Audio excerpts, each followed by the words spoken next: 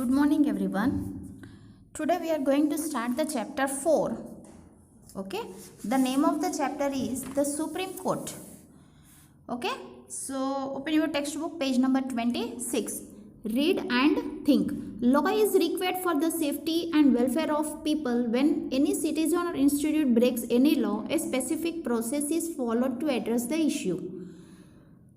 There is a hierarchy of courts to impart justice in our country. It starts with the Taluka court as the lowest court, succeeded by the district court, the high court and the Supreme Court. The judiciary is one of the most important organs of the government. Judiciary is kept independent from the legislature and the executive.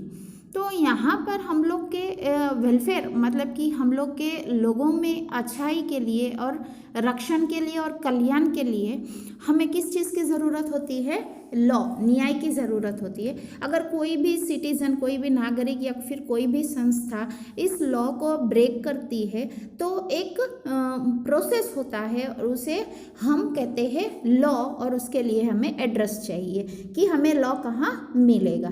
तो ये जो courts है वहाँ से हम लोग को law मिलता है। तो वो कहाँ से शुरू होता है? तालुका कोर्ट से शुरू होता है, वो सबसे लोएस्ट कोर्ट है। उसके बाद वो जाएगा डिस्ट्रिक्ट कोर्ट में और फिर जाएगा high court and then the supreme court. तो ये जुडिशियरी मीन्स जो ये न्यायतंत्र है वो एक इम्पॉर्टेंट ऑर्गन, हाँ, जैसे कि हम लोग के शरीर में आइज, नोज, ये हम लोग के जो मेन ऑर्गन्स है, इसी तरह से गवर्नमेंट में भी ये जुडिशियरी जो है वो एक इम्पॉर्टेंट ऑर्गन है। तो जुडिशियरी इज केप्ट इंडिपेंडेंट। तो ये जो न्यायतंत्र है वो स्वतंत्रता है किससे? तो कि फ्रॉम द लेजिस्लेचर मीन्स धारासभ्य से और एग्जीक्यूटिव से। Okay, what does independent judiciary mean? तो पूछ रहे इंडिपेंडेंट जुडिशियरी मतलब क्या? Is there any relationship between the courts in your village, city and the supreme court located in Delhi? तो ये जो हम लोग का सुप्रीम कोर्ट है वो कहाँ आया हुआ है? दिल्ली में। तो वो बोल रहे हैं क्या इस कोर्ट्स के बीच में कुछ रिलेशन है, सिटी में है या गांव में है या फिर दिल्ली के सुप्रीम कोर्ट में? You will get the answer of this questions in this chapter. तो आपको इस क्वेश्चंस के आंसर जो है वो इस चैप्टर में मिलेंगे। What is the role of supreme court? ये सुप्रीम कोर्ट है, उसका काम क्या है? The supreme court is the highest among all the courts in the nation. It's came into existence on 28 January 1950। तो ये जो सुप्रीम कोर्ट है वो सबसे बड़ा है among all the courts in the nation. राष्ट्र में जितने भी कोर्ट्स है उसमें सबसे बड़ा जो है वो है सुप्रीम कोर्ट। तो वो ये इनकी स्थापना कब हुई? तो कि 28 जनवरी 1950 में हुई। तो it holds the right of conferring the fundamental rights granted to us by the constitutions. तो उसका काम क्या है? हम लोग के जो फंडामेंटल राइट्स है वो हमें दिए गए हैं कॉन्स्टिट्यूशन से, ओके, उसका पालन करना है। तो सिटीजन्स को क्या होता है कि ये राइट जो है उसे file and appeal directly in the supreme court if any of his fundamental rights have been violated. अगर फंडामेंटल राइट्स में अगर हमें वो राइट्स नहीं मिल रही है या फिर हमें कोई मुश्किल आ गई है तो हम उसके लिए कहाँ जा सकते हैं? सुप्रीम कोर्ट में जा सकते हैं। ठीक है, तो any citizen and institution can file a petition means appeal कर सकते हैं सुप्रीम कोर्ट में कोई भी सिटीजन। सिटीजन मीन्स 18 साल के बाद जो होते हैं उसे हम सिटीजन कहते हैं। सुप्रीम कोर्ट में supreme court to avail justice in the view of public interest. Avail means मिलना, हमें वहाँ जाने से क्या मिलेगा? जस्टिस मिलेगा। Okay, this is known has PIL। PIL का फुल फॉर्म है पब्लिक इंटरेस्ट लिटिगेशंस। तो ये सुप्रीम कोर्ट जो है interprets the constitution and advises the president and the parliament in the same regards. तो ये जो कॉन्स्टिट्यूशंस को ये एडवाइस देता है, किसे एडवाइस देता है? प्रेसिडेंट और पार्लियामेंट को ये देते हैं। ठीक है, और ये लोग क्या करते हैं? एंजॉय करते हैं। जो एंजॉय क्या करते हैं? जो पावर मिला है लोएस्ट कोर्ट से, छोटे छोटे कोर्टों से, वहाँ से। ठीक है, कौन करते हैं? ये लोग। तो supreme court solve disputes between citizens and the government. तो ये सुप्रीम कोर्ट जो है और लोगों के बीच में जो भी दरार आई है उसे ये सुप्रीम कोर्ट है सॉल्व करता है। Between states and between the centre and the states, citizens और government, between states and between the centres में। And to understand this let us study the save Narmada movement of the Gujarat. तो save Narmada movement, जो save Narmada movement है उसके बारे में हम देखेंगे। ठीक है। तो सेव नर्मदा जो मूवमेंट है वो हमें नेक्स्ट पेज में दिखाई दे रहा है, द नर्मदा डैम। ओके, उसके बारे में हम देखते हैं। There was a protest against increasing the height of the Narmada Dam about 110 meters near Navagam। तो ये लोगों का जो था वो इंक्रीज करना था हाइट, किस चीज़ का हाइट, तो क्या नर्मदा कितना करना था, 110 मीटर्स के ऊपर, कहाँ करना था, नवागाम में। तो एनवायरमेंट ऑर्गेनाइजेशंस जैसे हम कहते हैं, एंड एनवायरमेंटलिस्ट मीन्स जो पर्यावरण के विषय ऑर्गेनाइजेशंस होती है, और एनजीओ जो होते हैं मध्य प्रदेश से और अदर रीजन्स से, were fighting for the rights of the tribals who would lose their land and habitat forever due to this project। Means Adivasi tribals means यहाँ जो आदिवासी थे उनके जो राइट्स थे, फाइट करना तो होता ही है, हम लोग के कॉन्स्टिट्यूशन हमने फंडामेंटल राइट्स जो दिए हैं 6 जो है। तो ये जो आदिवासी है वो लोग क्या कर रहे थे, अगर ये डैम की जो 110 मीटर्स लंबाई कर रहे थे तो उसमें ये आदिवासियों की जो ज़मीन है और जो ये लोग वहाँ बसे हुए हैं वो लोग हमेशा के लिए वो अपनी ज़मीन जो है उसे खो दे रहे थे। तो supreme court passed a judgement on 8 March 2006 to resolve this conflict between the two states. तो ये जो मध्य प्रदेश और अदर रीजन्स के थे, तो सुप्रीम कोर्ट ने क्या किया, एक जजमेंट दिया। कब दिया, 8 मार्च 2006 को। तो ये तो दो स्टेट के बीच में जो कुछ भी है उसे खत्म करे। तो it stated that in accordance with the rising population it was necessary to carry out this project. तो उन्होंने कहा अगर हम देखें हम लोग की पॉपुलेशन जो है वो इंक्रीज हो गई है, इसके चलते हमें इस प्रोजेक्ट को करना ही होगा। There was a possibility of positive development in the environmental and the benefits of all the living beings due to the Sardar Sarovar Yojana. तो इसमें इनको लोग को पॉजिटिविटी दिखाई दे रही थी, डेवलपमेंट हो रहा था, क्योंकि अगर लोग बढ़ रहे हैं तो इस सरदार सरोवर योजना जो है पानी वो भी इम्पोर्टेंट थी। तो arid areas of Rajasthan, Gujarat and Madhya Pradesh would get water and the expansion of desert could be kept under control. तो इसे जो एरिड एरियाज, जो सूखे हुए एरियाज थे राजस्थान के, गुजरात के, मध्य प्रदेश के, तो ये लोगों को पानी मिल रहा था। और आगे जाके देखें तो expansion of desert could be kept under control. तो रण जो था आगे जो फैला हुआ उसे भी हम कंट्रोल में कर सकते थे। Proper rehabilitation of the tribals affected by this project should be given the top priority, hence the fundamental should be protected. तो ये सब देखते हुए इन्होंने देखा कि आदिवासियों की जो जमीन जो जा रही है इस प्रोटेक्ट में, तो ये लोगों ने प्रियोरिटी जो है वो आदिवासियों को दी। प्रायोरिटी मीन्स इंपॉर्टेंस दी, and hence their fundamental right should be protected. उनका फंडामेंटल राइट जो था उन्हें प्रोटेक्ट किया।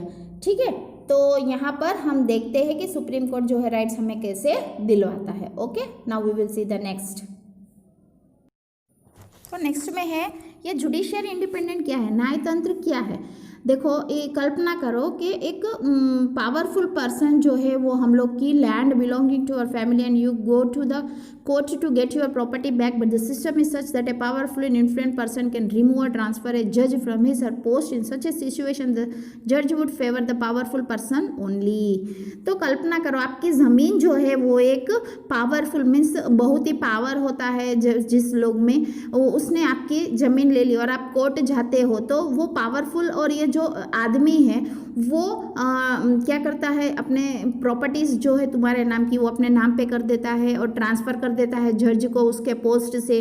तो इस सिचुएशन इस जज वुड फेवर द पावरफुल। तो यहाँ देखा जाए तो जज जो है वो उन्हें ही पावरफुल लोगों का साथ देता है। अगर judiciary is deprived of freedom, if powerful influent people can control the judiciary there would be an impartial judgment. अगर यहाँ हम देखा जाए इतना पावरफुल पर्सन अगर जुडिशियरी को कंट्रोल में मीन्स अपने न्यायतंत्र को अपनी ओर खींच सकता है, so there would be a no impartial judgment, means तरफॉर्म में उनका जजमेंट नहीं है। That is the reason why our constitution does not aloe such kind of interference.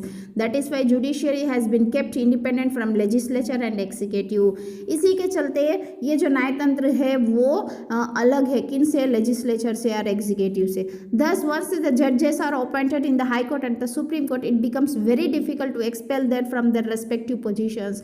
अगर एक बार ये जजेस जो है हाई कोर्ट और सुप्रीम कोर्ट में बन जाते हैं तो उनके लिए ये बहुत ही मुश्किल होता है कि उस पोजीशन से उन्हें निकालना। If an individual feels that his or fundamental right is violated he can go to the court. अगर हमें लगता है कि हम लोग का जो फंडामेंटल राइट है वो नहीं मिला है, ठीक है, तो हम कहाँ जा सकते हैं? कोर्ट जा सकते हैं। Are the courts at various levels connected with one another?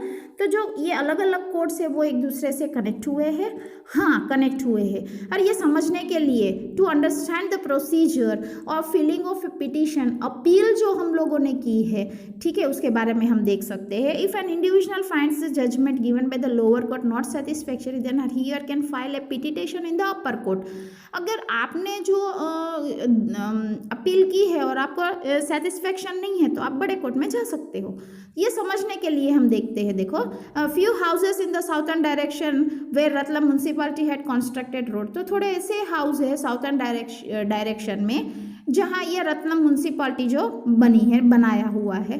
तो इसके चलते हम देखते हैं ओल्ड रोड जो है कहाँ जा रहा है? गवर्नमेंट कॉलेज की ओर जा रहा है। तो जंक्शन के पास हम देखें पुराने और नए municipality road can a culvert means गंदा पानी का नाला जो है, okay, road can culvert of dirty water जो है industries release dirty water infested with chemicals in this culvert. जो गंदा पानी म्यूनसिपालिटी में यूज हो रहा है ये सब जो है वो यहाँ एक नया और पुराना म्यूनसिपालिटी रोड निकला है वहाँ इकट्ठा हो रहा है। It had become the source of foul सेल्म एंड मस्कीटोज। तो यहाँ पर हम लोग को स्मेल आ रही है और बहुत ही मच्छर हो रहे हैं। तो slum developers answer the natural cause by the sides of this culvert.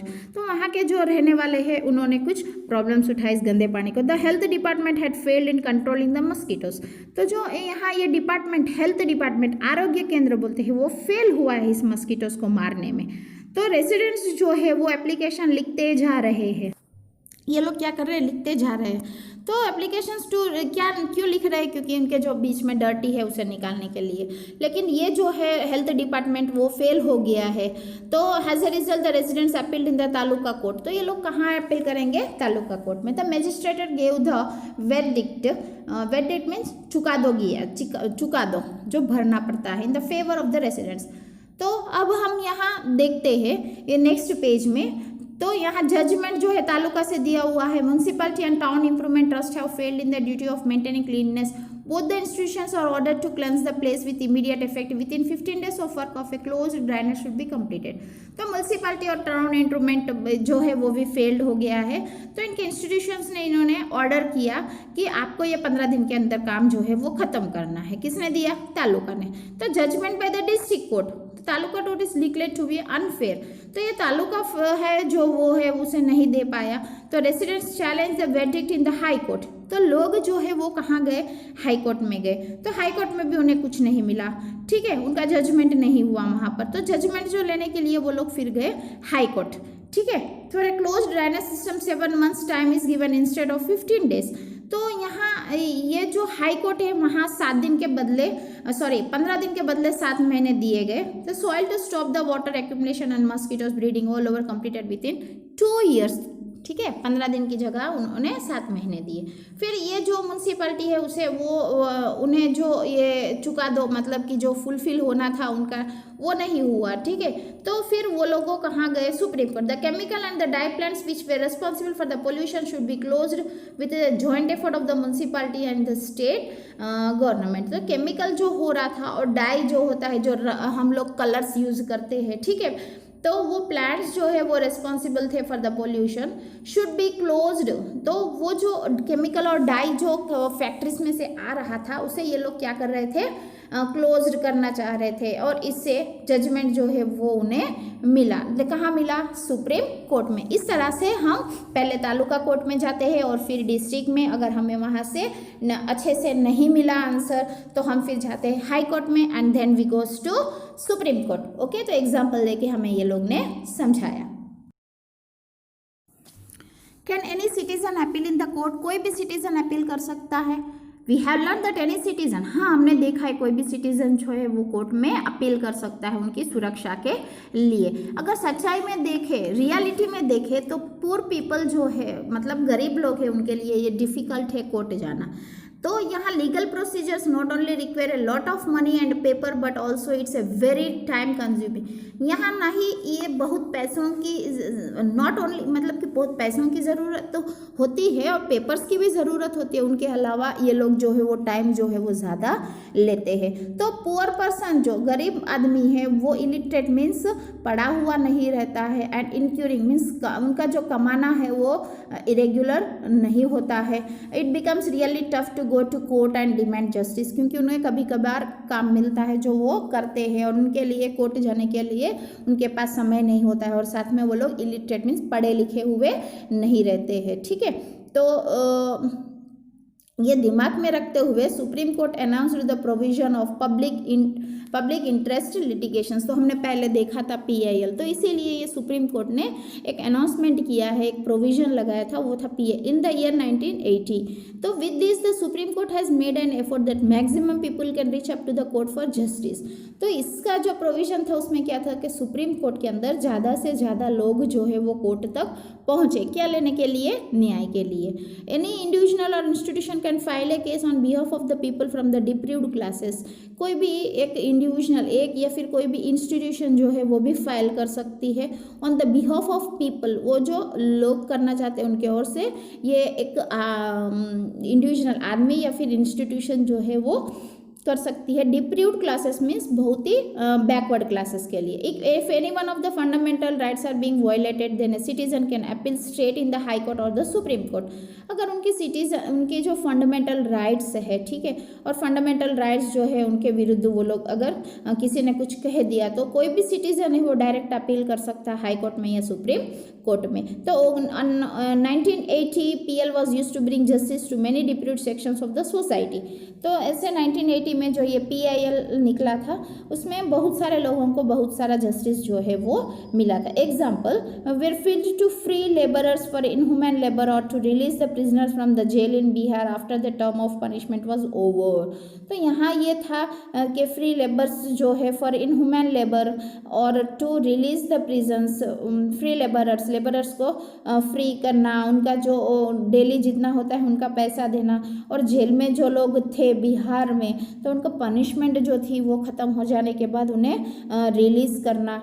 ठीक है, ये सब जो थे वो इनके एग्जाम्पल है। तो if the supreme Court finds any PL regarding fundamental rights or its implementations inappropriate then the court may punish the person, group of people or the institutions. तो फंडामेंटल राइट्स की ओर अगर किसी ने किसी को हर्ट किया होता है और फिर वायलेटेड किया है उनके ओर, तो ये कोर्ट जो है वो अगर एक आदमी हुआ तो उसे, या फिर ग्रुप हो गए लोगों के जो 4-5 आदमी हो गए तो उनको सबको पनिशमेंट, या फिर कोई इंस्टीट्यूशन ने उनके और वायलेटेड की और फंडामेंटल राइट्स को वायलेटेड किया है तो उन्हें पूरा इंस्टीट्यूशन को पनिश करते हैं। ओके चिल्ड्रन, तो आपको समझ में आ गया सुप्रीम कोर्ट के बारे में। तो यहाँ पर हम लोग का वीडियो जो है वो ख़त्म हो रहा है। Thank you very much, have a nice day.